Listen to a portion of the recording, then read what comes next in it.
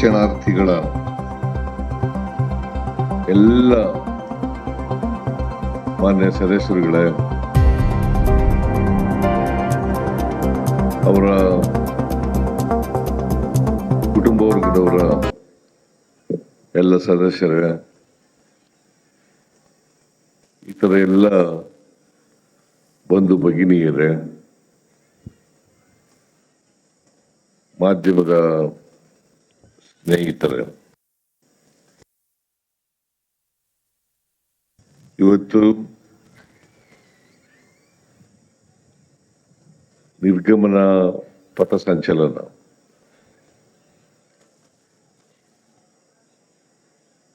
Karnataka police academy Mysuru ಘಟಕದ 46ನೇ ತಂಡ ಅವರು ತರಬೇತಿಯನ್ನು ಪಡೆದು ಅವರೆಲ್ಲರೂ ಕೂಡ ಸೇವೆಗೆ ಸೇರ್ಪಡೆ ಆಗ್ತಕ್ಕಂಥ ಸಂದರ್ಭ.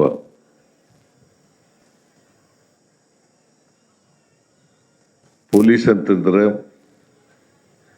ಶಿಸ್ತು, ಸಂಯಮ, ಧೈರ್ಯ, ಪ್ರಾಮಾಣಿಕತೆ, ಮಾನವೀಯತೆ ಇವೆಲ್ಲವೂ ಇರ್ತಕ್ಕಂಥವು.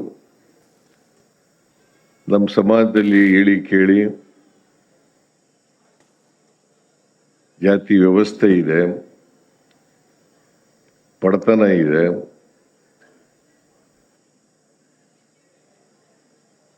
ಮಹಿಳೆಯರಿದ್ದಾರೆ, ದುರ್ಬಲ ವರ್ಗದವರಿದ್ದಾರೆ. ಅವರೆಲ್ಲರನ್ನೂ ಕೂಡ ರಕ್ಷಣೆ ಮಾಡಬೇಕಾಗಿರ್ತಕ್ಕಂಥದ್ದು ಪೊಲೀಸ್ ಇಲಾಖೆಯ ಜವಾಬ್ದಾರಿ ಅಂತಕ್ಕಂಥ ಮಾತುಗಳನ್ನ ಈ ಸಂದರ್ಭದಲ್ಲಿ ಹೇಳಲಿಕ್ಕೆ ಬಯಸ್ತಾ ಇದ್ದೇನೆ.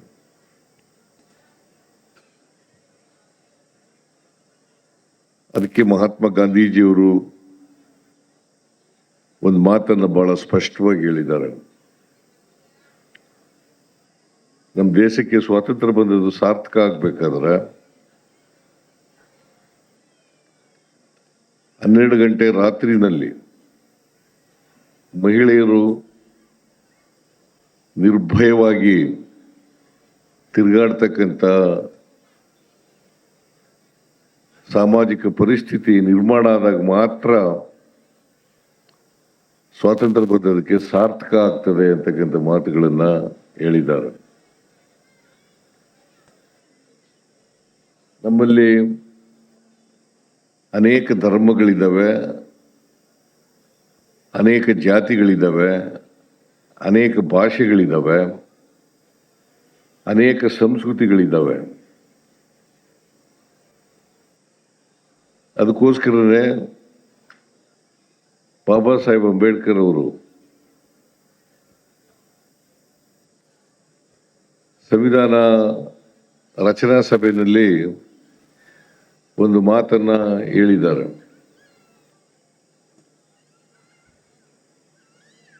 ಈ ದೇಶಕ್ಕೆ ಸ್ವಾತಂತ್ರ್ಯ ಬಂದದ್ದು ಸಾರ್ಥಕ ಆಗ್ಬೇಕಾದ್ರೆ ಪ್ರತಿಯೊಬ್ಬರಿಗೂ ಕೂಡ ಆರ್ಥಿಕ ಸ್ವಾತಂತ್ರ್ಯ ಇರಬೇಕು, ಸಾಮಾಜಿಕ ಸ್ವಾತಂತ್ರ್ಯ ಇರಬೇಕು, ಎಲ್ಲಕ್ಕಿಂತ ಮುಖ್ಯವಾಗಿ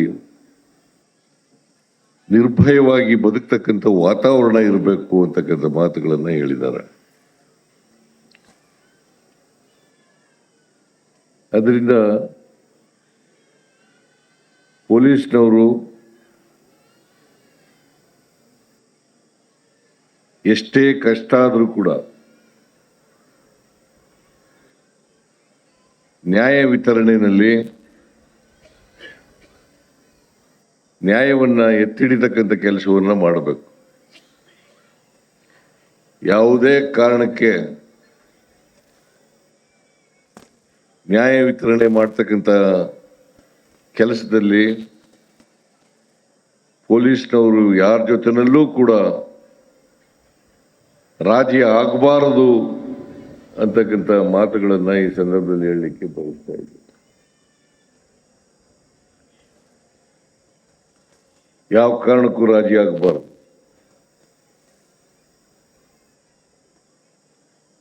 ನ್ಯಾಯ ವಿತರಣೆನೇ ಬಹಳ ಮುಖ್ಯ. ನಮ್ಮ ಸಂವಿಧಾನದಲ್ಲಿ ಬಹಳ ಸ್ಪಷ್ಟವಾಗಿ ಹೇಳಿದೆ, ಎಲ್ರಿಗೂ ರಕ್ಷಣೆ ಸಿಗಬೇಕು,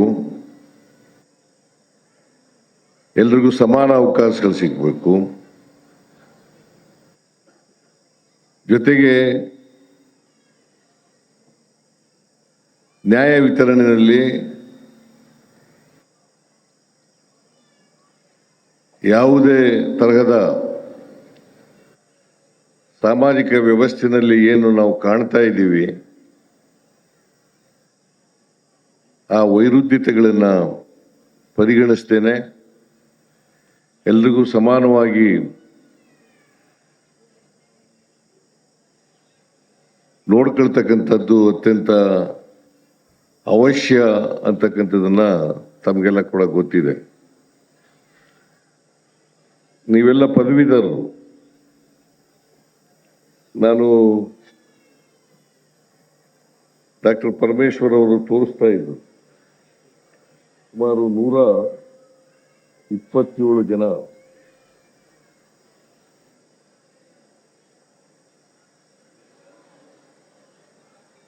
ನೋಡ್ರಿ ಅದು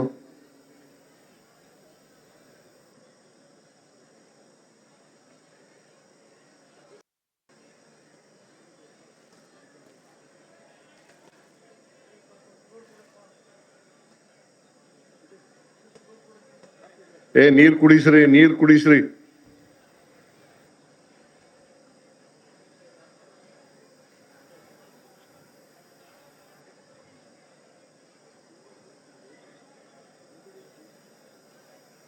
ಡಾಕ್ಟರ್ ಇಲ್ವಾ ಇಲ್ಲಿ?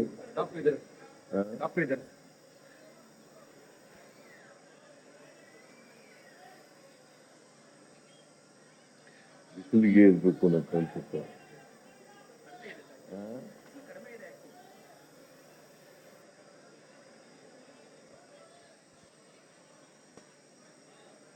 ಈ ಕಡೆ ತಿರುಗಿ ಆಯ್ತಲ್ಲ, ಅದು ಆಯ್ತು. ಅವ್ರು ನೋಡ್ಕೋತಾರೆ, ಡಾಕ್ಟರ್ ನೋಡ್ಕೋತಾರೆ.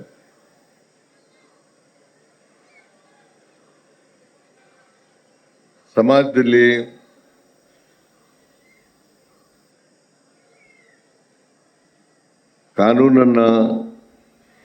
ಕಾನೂನಿನ ಸುವ್ಯವಸ್ಥೆಯನ್ನ ಕಾಪಾಡಬೇಕಾದದ್ದು ಅತ್ಯಂತ ಅವಶ್ಯ ಅಂತಕ್ಕಂಥ ಮಾತುಗಳನ್ನ ಈ ಸಂದರ್ಭದಲ್ಲಿ ಹೇಳ್ತೇನೆ. ಜೊತೆಗೆ ನಿಮ್ಮನ್ನೆಲ್ಲ ನೋಡ್ತಕ್ಕಂಥದ್ದು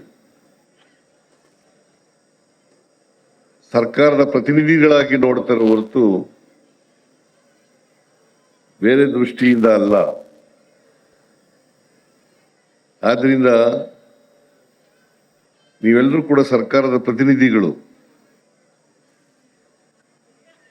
ಜವಾಬ್ದಾರಿಯುತವಾಗಿ ಕೆಲಸ ಮಾಡಬೇಕು.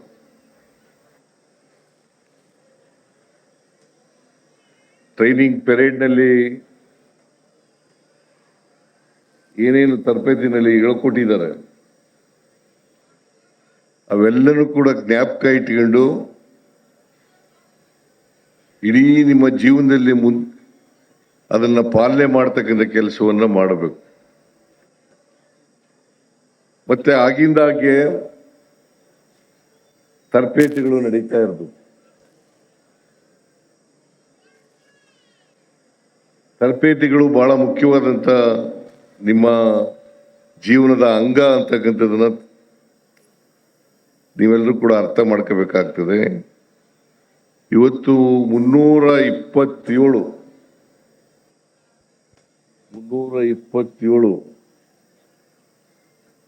ಸಬ್ ಇನ್ಸ್ಪೆಕ್ಟರ್ಗಳು ನೀವು ಸೇವೆಗೆ ಸೇರ್ಪಡೆ ಆಗ್ತಾ ಇದ್ದೀರಿ.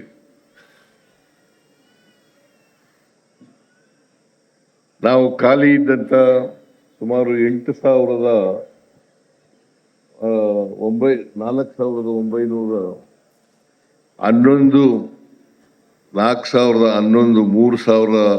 ವರ್ಷಗಳಲ್ಲಿ ಭರ್ತಿ ಮಾಡಿದ್ದೀವಿ.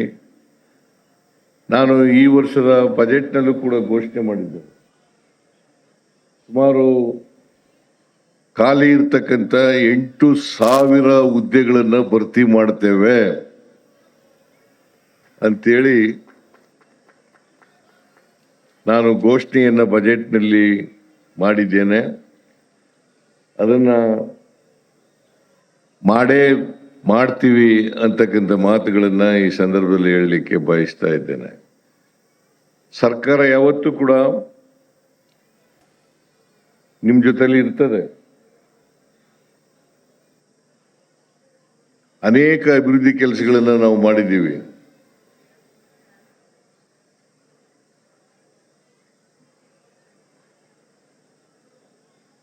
ಅಭಿವೃದ್ಧಿ ಕೆಲಸಗಳನ್ನ ಮಾಡಿಕೊಡುವಾಗ ಸರ್ಕಾರ ಹಿಂದೆ ಮುಂದೆ ನೋಡೋದಿಲ್ಲ ಅಂತಕ್ಕಂಥ ಮಾತುಗಳನ್ನು ಕೂಡ ಈ ಸಂದರ್ಭದಲ್ಲಿ ಹೇಳಲಿಕ್ಕೆ ಬಯಸ್ತೇನೆ. ನೀವು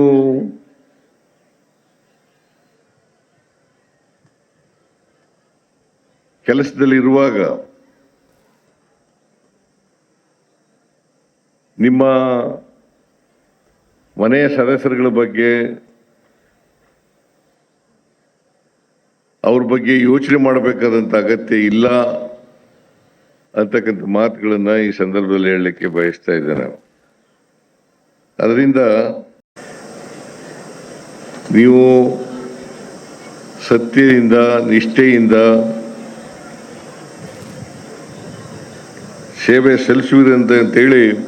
ಸಲ್ಲಿಸ್ತೀರಿ ಅಂತೇಳಿ ನಾನು ನಂಬಿಕೆ ಇಟ್ಕೊಂಡಿದ್ದೀನಿ. ಇವತ್ತು ಸಮಾಜದಲ್ಲಿ ಅನೇಕ ಸಮಸ್ಯೆಗಳು ತಲೆದೋರುತ್ತವೆ. ನಾವು ನಮ್ಮ ಸರ್ಕಾರ ಒಂದು ಘೋಷಣೆಯನ್ನು ಮಾಡಿದೆ. ಅದೇನಪ್ಪ ಅಂತಂದ್ರೆ, ಮಾದಕ ವಸ್ತುಗಳ ವಿಮುಕ್ತವಾದಂಥ ಸಮಾಜವನ್ನು ನಿರ್ಮಾಣ ಮಾಡುತ್ತೇವೆ.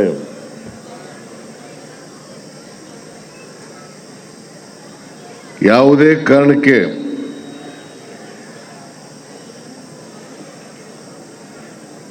ಡ್ರಗ್ಸು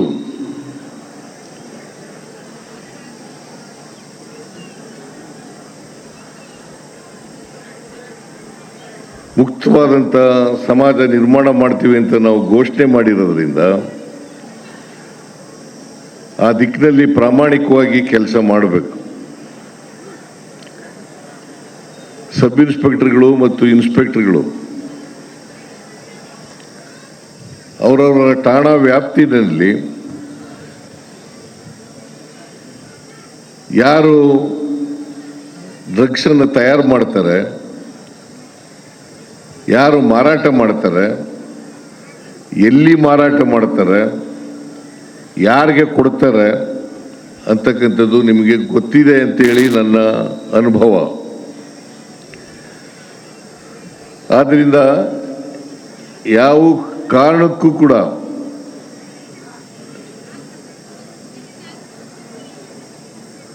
ಡ್ರಗ್ಸು, ಯಾಕಂದರೆ ಇವತ್ತು ಹೆಚ್ಚಾಗಿ ಇದರಿಂದ ದುಷ್ಪರಿಣಾಮಗಳಾಗ್ತವೆ. ಈ ದುಷ್ಪರಿಣಾಮ ಯಾರ ಮೇಲೆ ಆಗ್ತದೆ ಅಂತಂದ್ರೆ ಯುವಕರ ಮೇಲೆ ಜಾಸ್ತಿ ಆಗೋದು. ಯುವತಿಯರು ಯಾರಿದ್ದಾರೆ, ವಿದ್ಯಾರ್ಥಿಗಳು ಯಾರಿದ್ದಾರೆ, ಅವ್ರ ಮೇಲೆ ಹೆಚ್ಚು ಪರಿಣಾಮ ಬೀರ್ತಕ್ಕಂಥದ್ದನ್ನು ನಾವು ನೋಡ್ತಾ ಇದ್ದೀವಿ. ಅದರಿಂದ ನಾವು ನಿರ್ಮೂಲನೆ ಮಾಡದೇ ಹೋದರೆ ಸಮಾಜದಲ್ಲಿ ಸ್ವಾಸ್ಥ್ಯವನ್ನು ಕಾಪಾಡ್ತಕ್ಕಂಥದ್ದು ಸಾಧ್ಯ ಇಲ್ಲ ಅಂತಕ್ಕಂಥ ಮಾತುಗಳನ್ನು ಇವತ್ತು ಹೇಳಲಿಕ್ಕೆ ಬಯಸ್ತಾ ಇದ್ದೇನೆ. ಅದರಿಂದ ಡ್ರಗ್ಸ್ ಮುಕ್ತ ಸಮಾಜವನ್ನು ನಿರ್ಮಾಣ ಮಾಡ್ತಕ್ಕಂಥದ್ದು ನಿಮ್ಮೆಲ್ಲರ ಜವಾಬ್ದಾರಿ ಅಂತಕ್ಕಂಥ ಮಾತುಗಳನ್ನು ಈ ಸಂದರ್ಭದಲ್ಲಿ ಹೇಳಲಿಕ್ಕೆ ಬಯಸ್ತಾ ಇದ್ದೇನೆ. ಅದರಿಂದ ನೀವು ಈ ದಿಕ್ಕಿನಲ್ಲಿ ಪ್ರಾಮಾಣಿಕವಾಗಿ ಕೆಲಸ ಮಾಡಬೇಕು ಅಂತಕ್ಕಂಥ ಮಾತುಗಳನ್ನು ಈ ಸಂದರ್ಭದಲ್ಲಿ ಹೇಳ್ತಾ, ಜೊತೆಗೆ ಮಾನವೀಯತೆಯನ್ನೇ ಮೆರಿಬೇಕು. ಮಾನವೀಯತೆ ಅತ್ಯಂತ ಅವಶ್ಯ. ಮಾನವೀಯತೆ ಇಲ್ಲದೆ ಹೋದರೆ ಸಮಾಜದಲ್ಲಿ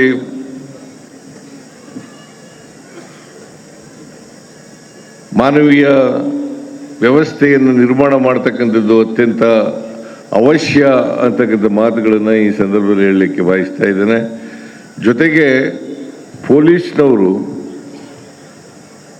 ಸಾರ್ವಜನಿಕರ ಜೊತೆಯಲ್ಲಿ ಸ್ನೇಹದಿಂದ ಇರ್ತಕ್ಕಂಥ ಕೆಲಸವನ್ನು ಮಾಡಬೇಕು.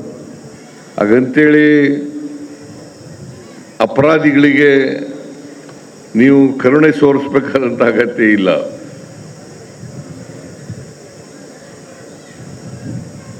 ಅಪರಾಧಿಗಳಿಗೆ ನಿಷ್ಠುರವಾಗಿರಬೇಕು, ಕಠಿಣವಾಗಿರಬೇಕು.